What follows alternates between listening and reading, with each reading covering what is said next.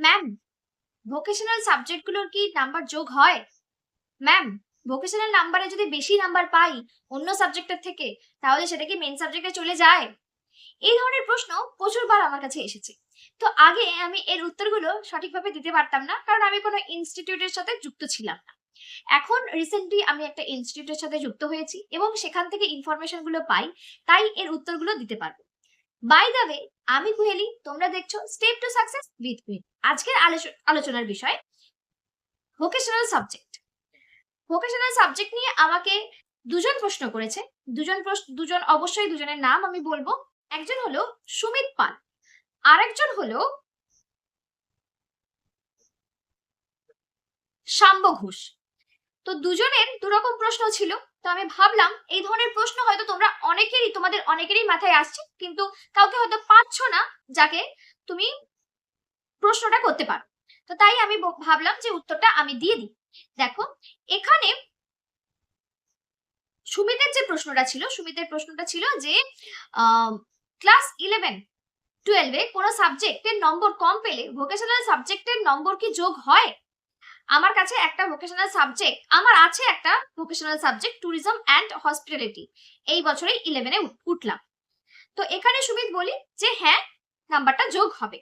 এবার তুমি বলেছো আর একটা এক্সপ্লেন করে একটা মেসেজ পাঠিয়েছো, যে মেসেজটা এতটা আমি আর বলতে পারছি না, যেখানে তুমি বলেছো যে ভোকেশনাল সাবজেক্টে বেশি পেয়েছো। এবং আমি তখন একটা বলেছিলাম যে যদি তুমি ফেল করে যাও কোনো সাবজেক্ট মেইন সাবজেক্টে তুমি ফেল করে গেছো, সেটার ক্ষেত্রে ভোকেশনাল সাবজেক্টটা কি তোমার মেইন সাবজেক্টে চলে আসবে? তো চলে আসে না। এটা যারা ভোকেশনাল টিচার তারা আমাকে বলেছেন যে না, সেটা কিন্তু হবে না। তুমি যদি কোনো মেইন সাবজেক্টে পাস না করে ফেল করে গেছো, তাহলে ভোকেশনাল সাবজেক্টে কি তোমার বেস্ট অফ 5-এ বা বেস্ট অফ 4-এ আসবে? আসবে। তোমাকে সাবজেক্টগুলোতে কিন্তু মেইন সাবজেক্টগুলোতে পাস করতে হবে, প্রথম।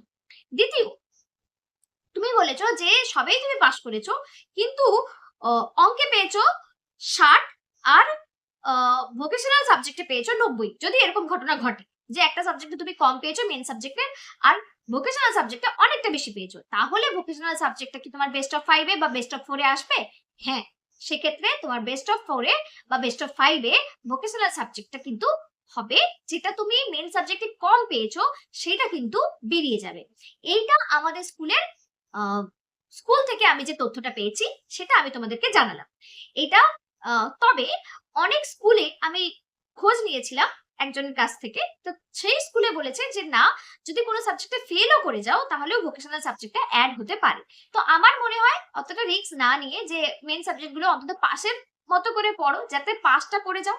আর ভোকেশনাল সাবজেক্টটা তোমার যদি ভালো লাগে, সেখানে যদি বেশি মার্কস তুমি তুলতে পারো, সেটা কিন্তু তোমার বেস্ট অফ 5-এ আসবে। আর শাম্বর প্রশ্ন কি ছিল আমাকে একবার দেখতে হবে, দেখে আমি বলছি। ও নরমাল একটা প্রশ্ন ছিল। ম্যাম বলছি, ভোকেশনাল সাবজেক্টের নাম্বার কি যোগ হয়? হ্যাঁ, ভোকেশনাল সাবজেক্টের নাম্বার যোগ হয়। বেস্ট অফ 5 বা বেস্ট অফ 4-এ আসছে যোগ হয়। এই ছিল ছোট্ট একটা ভিডিও। তোমাদের যেমন কোয়ারিজ ছিল তার উপরে আমি উত্তরগুলো দিয়েছি। তোমাদের যদি আরো কোনো কোয়ারিজ থাকে অন্য কোনো বিষয় নিয়ে 11-12-এর, আমি চেষ্টা করব তার উত্তর সঠিকভাবে জেনে তোমাদেরকে বলার। এই ছোট্ট ভিডিও তোমাদের কেমন লাগলো অবশ্যই জানিও।